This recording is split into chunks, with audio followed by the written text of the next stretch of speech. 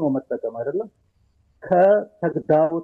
ተግዳሮትን ወደ እድል የመቀየር ጥበብ ትልቅ ነገር ነው ያየው። እነዚህ በሰዎች እንደው በኢትዮጵያኖች አቅም ላይ አመስግነዋል። ይሄ የኢትዮጵያ ሕዝብ ውጤት ነው ሲሉ እንደዚህ በየዘርፉ ያሉ መሪዎች በየዘርፉ ያሉ ሰራተኞች ያደረጉት ፍሌክሲቢሊቲ ከዘመኑ ጋር መቀየር የወርቅ ዋጋ በዓለም አቀፍ ገበያ ሲጨምር ይህን አጋጣሚ ለመጠቀም የተሄደበት እርምጃ ሌላ ጊዜ ቢሆን ምናልባት ያልፈናል፣ በኋላ እንቆጫለን። ነገር ግን ፈጥኖ መድረስ የመሳሰሉ በሁለቱም መንገድ ቢሆን ዞሮ ሪፎርሙ ያመጣቸው ናቸው ላሉ። ነገር ግን ዘላቂ የሆነው እና የእድገት ተስፋችን ከተናገሩት ውስጥ በጣም እንዳውም ነው የሳበኝ $1 ቢሊዮን ከአምራች ኢንዱስትሪ ይጠበቃል ብለዋል።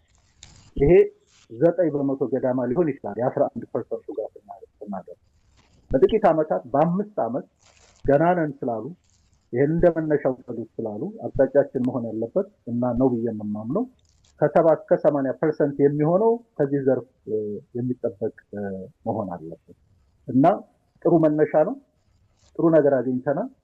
በዚህ ከተዘናጋን በሬንት ማለት ነው በኪራይ እንዳንሰበስብ የኮሞዲቲ ላይ መንጠልጠል የግብርና ኮሞዲቲዎች ላይ ብቻ ከተወሰንን ዞሮ መካከለኛ ገቢ ቅርቃር ውስጥ ስለሚያስገባን የ10 ዓመቱ እቅድ ይሁን አሁን እየታየ ያለው እንግዲህ ዓለም አቀፍ ተስተካካይነት ስለሆነ ከዓለም ጋር እኩል የሚያደርገን ደግሞ የቴክኖሎጂና የማኑፋክቸሪንግ ተወዳዳሪነት ስለሆነ ዓለም ጋር የምንወዳደረው እነሱ በሚወዳደሩበት በቴክኖሎጂ ጫፍ ፍሮንቲር ላይ ባለው በመውጊያው በሱ መወዳደር ስላለብን የሱ ተሸካሚ ደግሞ ማኑፋክቸሪንግ ዘርፍ ቴክኖሎጂ ገብ የሆነው ዘርፍ ስለሆነ ወደሱ እንሸጋገራለን። እሳቸውም ያሉት በዝርዝር ሄደውበታል። ብዙ ጅምሮች አሉ። ከላይ መቅደም የሚለው እንግዲህ በአቋራጭ መዝለል እንደዚህ የሚባሉት ነገሮች የሚመጡት እዛ ላይ ነውና ሪፎርሙ ያመጣው ነገር ድሮም ቢሆን ሪፎርም መደላደሎች መፍጠር ነው። ለረጅም ጊዜ እድገት ለከፍተኛ አቅሞች መደላደል ፈጥሮ ማለፍ ነው። ከዚህ አንፃር እኔ የምገመግመው ጥሩ ነገር የመቻል ምልክት ሰጥቶናል። ነገር ግን ይሄን ደግሞ በዚህ ሳንዘናጋ ዓለም አቀፍ ገበያ ውስጥ ተወዳዳሪ የሚያደርገን ወደ ማኑፋክቸሪንግ ኤክስፖርት ማምራት አለብን። የቀጣዮቹ 5 ዓመት እንደዛ ቢሆን ደስተኛ ነው። ጥሩ ዶክተር፣ በጣም ሰፊ ሀሳብ ነው ጠቅላይ ሚኒስትር አብይ አህመድ ለሕዝብ ተወካዮች ምክር ቤት በተለይ በኢኮኖሚ ዘርፍ ላይ ሀሳቦችን ያነሱት ሪፖርት የሚያቀርቡት። በሌላ ጊዜ ተገናኝተን ሰፊ ሀሳቦችን እናነሳለን። ካለን ሰዓት አንጻር ከእርሶ ጋር ያለን ቆይታን እዚህ ላይ እናበቃለን። ወደ አቶ ፋሲል ልምጣና እያጠቃለን ነው። አጠቃላይ በተለይ እሳቸው ያነሷቸው በርካታ ሀሳቦች ናቸው። ከዚህ ከማክሮ ኢኮኖሚ ማሻሻያም ጋር ሰፊ ሀሳብ አንስተዋል።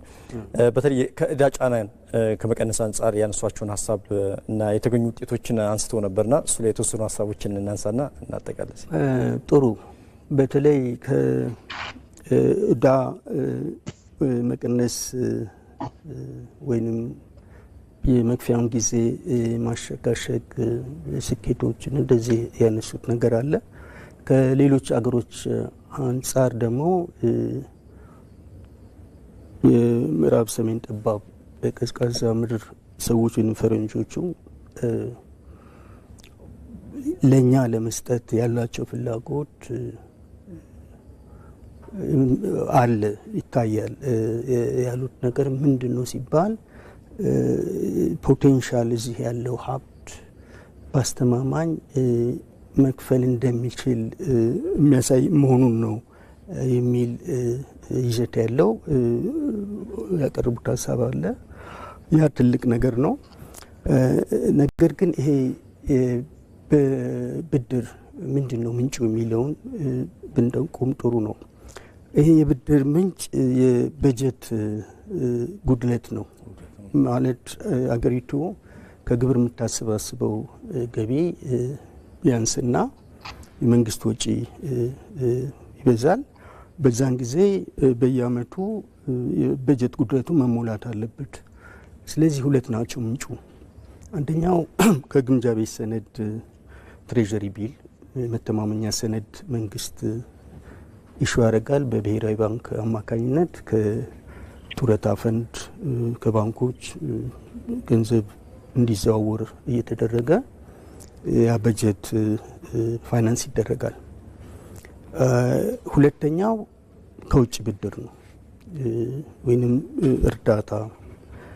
አሁን የሀገር ውስጥን የሁለቱም የውጭውንም የሀገር ውስጥን አምጥተህ ስራ ላይ ስታውለው ያው ልማት ነው፣ መሰረተ ልማት ነው እያስፋፋ ያለው። አሁን ከየት መጥቶ ይከፈላል ሲባል ነው ችግሩ የሚመጣው። የአገር ውስጡ በየስኔ እንደውም ራሱ ጡረታ ፈንድ ላይ የሰራ ነበረ ለ2 አመት የኢንቨስትመንት ቢሮ ኃላፊ ሆኜ ከአቶ ዳባ ኦሪያን የረዳሁት ዋናው ዳይሬክተር እንሰራ ነበር እና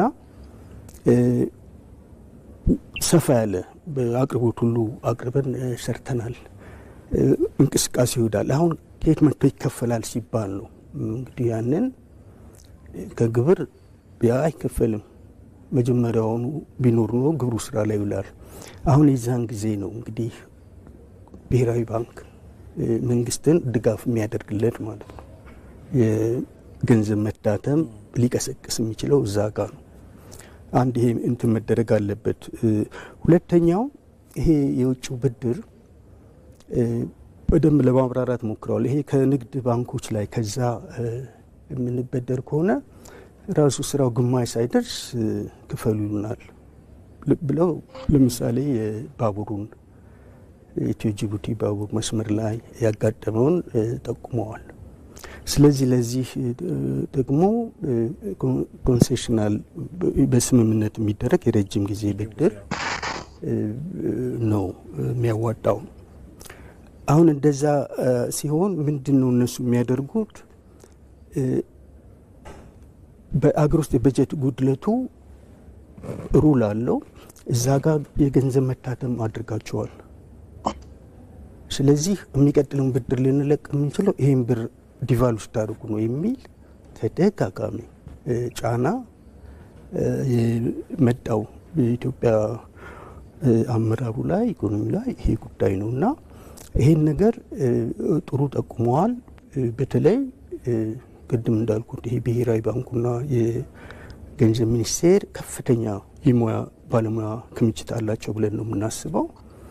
ይሄን ነገር የሚለወጥበትን የበጀት ጉድለቱ እየተስተካከለ ትክክለኛ የግብር ስርዓት እየተሰራ የሚሄድበትን ስራ መስራት አለባቸው። ሌላው እንዲሁ ግብር ላይ ያነሱት መሰረታዊ ሀሳብ አለ። በጣም ሀብታም የሆኑ ግብር ቢከፍሉ ምን ችግር አለ የሚል ነጥብ አንስተዋል።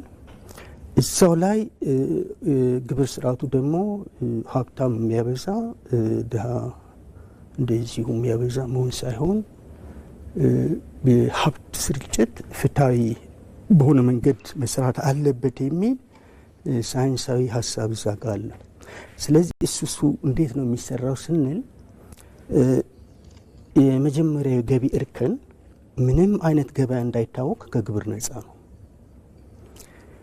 ሁለተኛው ገቢ እርከን ላይ ከእያንዳንዱ ተጨማሪ 1 ብር ላይ መንግስት 10 ሳንቲም ሲወስድ ለግብር ከፋዩ 90 ሳንቲም ይደርሰዋል። 50 ሳንቲሙን ወደ ቁጠባ ቢያደርግ 40 ሳንቲሙን ኢምፖርት ሸቀጥ ይጠቀምበታል ማለት ነው። ስለዚህ ገበያው ይንቀሳቀሳል።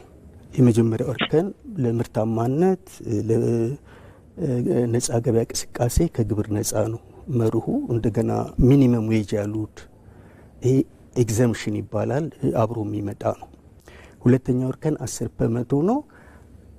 እሳቸው ያሉት ድሃውን ማማከል ያሉበት ሶስተኛው እርከን ላይ ነው የሚመጣው። ከእያንዳንዷ ተጨማሪ ገቢ ላይ መንግስት 15 ሳንቲም ይወስዳል። ለግብር ከፋዩ ለሀብታሙ 85 ሳንቲም ይደርሰዋል። 50 ሳንቲሙን ወደ ቁጠባ ያደርጋል። 35 ሳንቲሙን ወደ ጤና ላይ ወደ ትምህርት አገልግሎት ላይ ያደርጋል። አሁን እዛ ጋር መንግስት 15 ሳንቲሙ ምን ያደርጋል ስንል ትምህርት ማስፋፋት፣ ጤና ዘርፍ በማስፋፋት ድሃው ለማህበራዊ አገልግሎት ምርታማነቱን የሚጠብቅ አገልግሎትን መንግስት ያቀርባል እና ይሄ ነው መርሁ። ነገር ግን ምንድን ነው ተግዳሮቱ ስንል ቴክኖሎጂ ነው። ኤአይን አንስተዋል። ኤአይ ይሄ አሁን ኮምፒውተር ሞባይላችን ኮምፒውተሩ የተሰራበት ሲሊከን ቺፕስ የኢትዮጵያን ዳታ ቅድም የጊዜው ቀመር ይሄ በየ24 ሰዓት እየተመላለሰ ፔንዱለም በአሁን መመላለስ ነው በአማርኛ የምንለው። ጋሊሌዮ የሰራው ፔንዱለም ከእኔ 68 ዓመታት ኢትዮጵያን የግሪጎሪያን ቀን መቁጠሪያ አነሳጽር ያለው አሁን የተነተንኩልህ የግብር እርከን ስርዓት እሱን ስላገኘሁት ነው። ስለዚህ ይሄ ኤአይ ቴክኖሎጂ ላይ ከፍተኛ ለውጥ መምጣት አለበት። ስፔሲፊኬሽን ተልኮ የኛ የሰራነው ዳታ እዛ ውስጥ ገብቶ ቴክኖሎጂው መስራት አለበት። ስለዚህ አሁን እየተደረገ ያለ ይሄ ቫት በሚል ጠቅላላ ግብር መምጣቱ የኢኮኖሚ የመንግስትም ህልውና የነጋዴን ህልውና የሸማቹን ህልውና እየተፈታተነው ስለሆነ እዚህ ላይ በጣም መታሰብ አለበት። ጥሩ የቴክኖሎጂ አጠቃላይ አሰራሮችም አሁን ከተያዘው ምግብ አንጻር በደንብ መዘመን እንዳለባቸው መጠንከር እንዳለባቸው እሳቸውም ምክር ቤቱም እያነሱት ነበረ። በሁሉም ዘርፎች በትምህርትም በጤናም በሁሉም ዘርፍ ባነሱት ሀሳብ ውስጥ በጣም ጥሩ ሀሳብ ነው የተለዋወጥ ነው። አቶ ፋሲል ጣሰው የኢኮኖሚ ባለሙያ ናቸው። እንደዚሁም በዩኒቲ ዩኒቨርሲቲ መምህር ናቸው። እንደዚሁም ቀደም ሲል ዶክተር ሰይድ ኑሩ የኢኮኖሚ ተመራማሪ ናቸው። እሳቸውም እንደዚሁ ጥሩ ሀሳብና ውይይት ነው የተለዋወጥ ነው። በጣም አመሰግናለሁ። እሺ እኔም አመሰግናለሁ። ተመልካቾቻችን የዛሬው የዳጉ ውይይታችን ይመስላል።